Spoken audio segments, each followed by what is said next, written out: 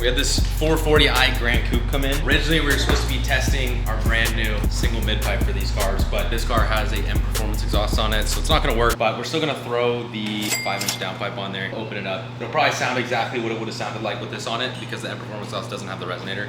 This 5-inch is gonna give you the highest flow possible. Removes your cat so you get less back pressure, and it's gonna make it louder.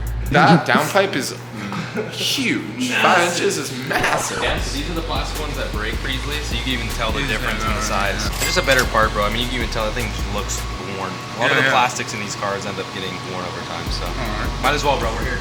Alrighty, also what we're gonna do first for the downpipe install is we're going to unplug the MAF sensor that's located right here in the top of the intake box. After you unplugged your MAF sensor, what you're gonna do is just give the air box a little tug.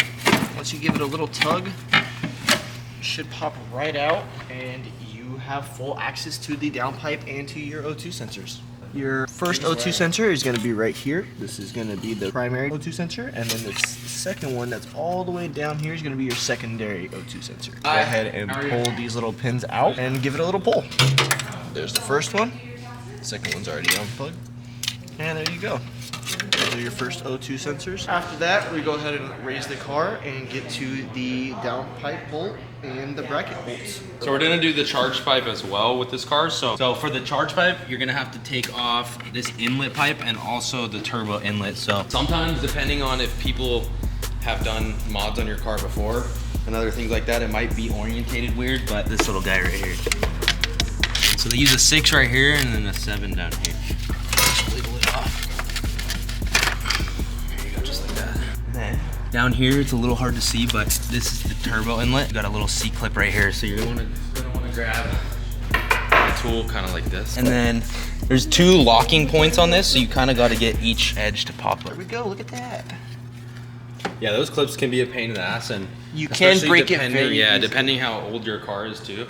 Very easy to break. If you have an N54 or N55, they're gonna break just by looking at it. Even these. I broke this one on my girlfriend's car and that one down there when I did the charge pipe the first time. He's gonna take that out. There's gonna be this little PCB hose that's connected to it, so you're gonna wanna pull this little wire off of it, and be careful when it comes to bending this. You can disconnect this if you want to, but I find it easier just to take the whole inlet out. But be careful because you kind of have to go around this wire, and if you bend this too hard, these also get really fragile over time. If you bend this too hard, it can crack and you'll have to buy a new one. It's not really an expensive part, but yeah, it's just better not to. And then the next thing you want to do is take one of these, and this is how I like to do these, just so you don't pull up and rip the thing off of. I'll usually just insert it into there until it pops up, and disconnect it. Same with this one. Pull those off. Set those aside right here somewhere where it's not gonna move.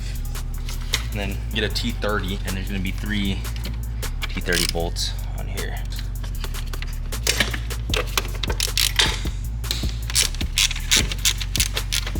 I usually like to break them loose before I use a tool, just so you don't strip it.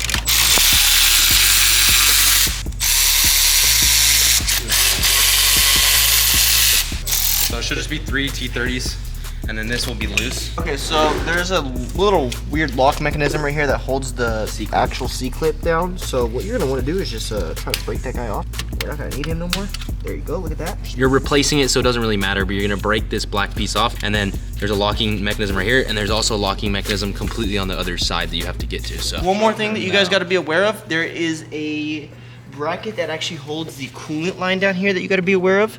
So go ahead and be careful with that, just so you don't break your actual coolant lines down here. There's no real pretty way of taking this out. You kind of just have to do it. Just be careful not to break any of your wires or anything like that. Don't try to do things with force. Things don't come out with force. Come out with finesse. You just got to slide your way on in and out. Just lube it up, maybe. Pedangler. See, look how weak and stupid. You see, on the Rvng charge pipe, there's 2 big differences, right? So this one's plastic, this one's obviously metal. So this is gonna give you, especially if you're pushing more power, you're not gonna have boost leaks, you're not gonna have any problem like that. And also you can tell here, the diameter of this pipe is just a lot bigger. So you're gonna be getting, more airflow. So you're gonna be getting a little bit better throttle response and, just a little more performance overall, as well as obviously being a supporting mod. So for this install, you're gonna need a T16 and 1 shiny bald head. One fresh fade. One fresh peach fuzz fade. You got a nice shaped head. It's just a little ovally. Yeah, you got like a nice haircut. Your I got the Adam face. LZ stash. I'm actually My name is Rvng Adam Race LZ. Works. I got the stash, you know, the little goatee. You look like Adam LZ just got out of rehab. You're fucked up. One thing you're gonna do, it was already in the kit, but you put the O-ring. Sometimes it can be a pain to slide the O-ring, especially on an aftermarket, over. So this is the O-ring right here. It goes on to, obviously this is where the C-clip goes. So it can be a pretty big pain to slide this ring and get it to seat correctly. But sometimes I'll take a little bit of oil on my finger and just lube it up. Let's see, Vic will probably be able to do it if I can't. So there's gonna be 2 different size clamps. No bun? You're gonna wanna put them kind of on the charge pipe. It can just be loose, because obviously you can't put it on if you connect the charge pipe. So you can put this one up here where it's supposed to go. So this one can just go float down there somewhere. This under here, jam this guy. This right here, this is perfectly fine. What you're gonna wanna do is just, it'll all kind of seal itself once you put the bolts in there. So usually I'll tighten these clamps right here, and then put the bolts in, and it'll kind of pull it to where it needs to be. I'm gonna use this extension and this impact driver to go right here. Since this is a upgraded diameter pipe, it can be a little bit tricky sometimes to get a head right here and not scratch it. So usually what I'll do is I'll wrap the socket, the T30 socket that I'm using, in like masking tape right here. All right.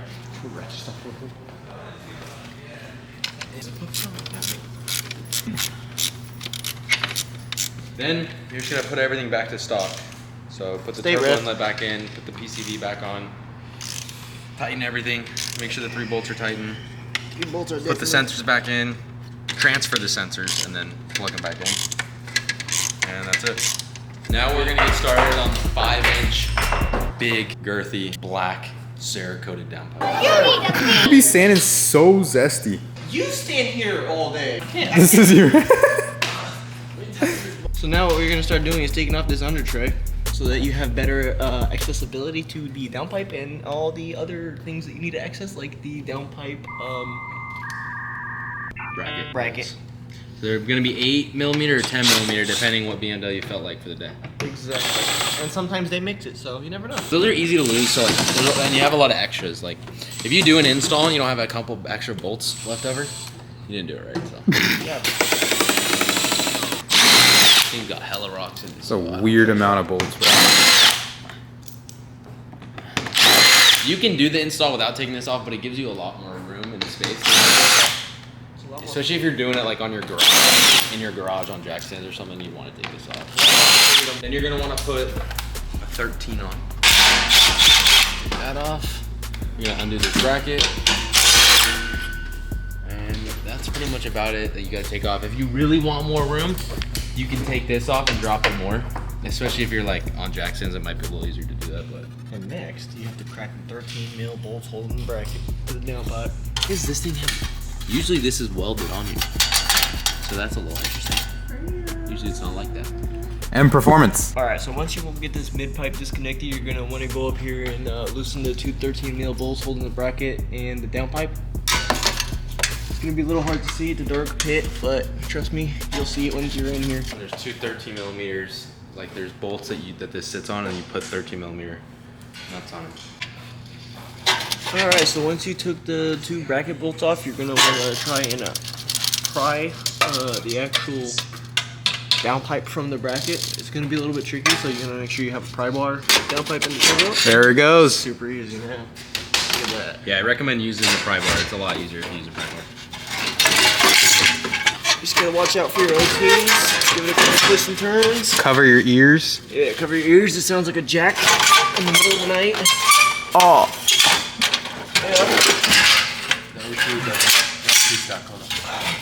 Oh my god, that was the nastiest sound I've ever heard in my life. One thing that's easy to miss when doing this is right here. It's a little hot still, but around here, you don't have to get a brand new replacement unless your car's clapped out. But right here is a turbo seal, or like a downpipe gasket type seal, and you're gonna want to kind of mess with it. You don't want to damage it too bad. It's fragile. Doing what? Yeah, there we go. Doing what? That little glitter? Now you're gonna want to teleport the O2 sensors But make sure that you mark which one's which, or remember which ones, because you can't mix and match them or you'll get a light. It's easy to remember. This one, the first one has a heat shield, the second one doesn't. One's also shorter.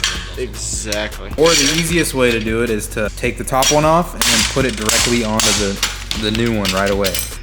Don't put it in the second hole. Put it in the first hole. Unless she consents. Yeah, second hole's usually dirty, so don't put it in the second one. Ceramic coated. Very nice. Very nice. We're just inserting the downpipe in right now. You're gonna want to get it in the bracket location. If you buy a downpipe that fits good, which our stuff fits good, it should slide into the bracket, those two little prong brackets. And as long as you don't have the V-band in the way, it should kind of sit how it should be. I mean, you might have to give it a little push forward to get it to seal fully, but it's not too bad. And then you'll reconnect this thing once you're done with the V-band, tightening the V-band. So you're gonna want to put the V-band bolt back in, tighten the V-band, kind of from down here, and then we'll pull this apart and put it into here. Make sure it's lined up with this bracket location, and then we'll go to the top. No. Oh. No, dude. Yeah. I'm kidding, you're kidding. Once you tighten this, once you slide it in, you tighten this, you're gonna wanna make sure it's correctly in the bracket location. If you lower this, obviously, raise it back up. So once you get the downpipe bolted up and the V-band actually bolted and tightened all the way down, you're gonna want to plug in the O2 sensors, which are located right here. All you're gonna have to do is lower the car and reach down in and connect them.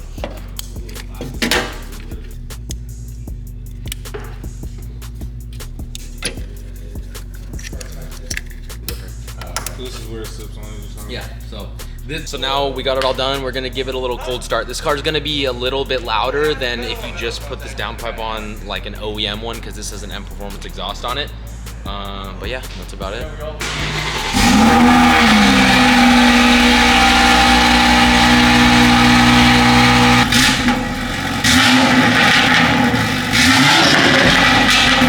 What the fuck? That shit's bad, dog.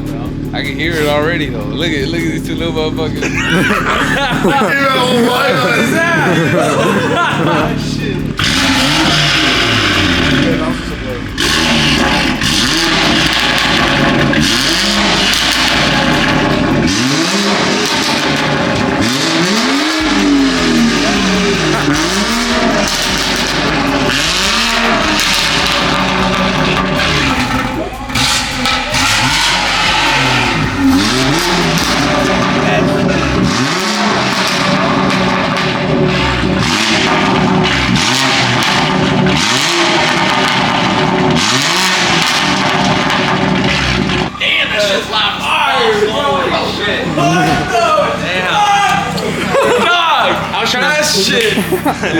I was trying to put it in comfort, but it closes the valve.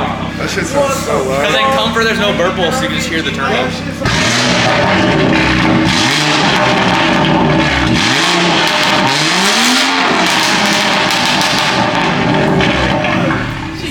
What the fuck? That shit is nuts! Hell yeah, bro. Let's take it on the street so you can hear it. Racers, boy. What? That shit is crazy. You want to get in? And we'll go take it on the street.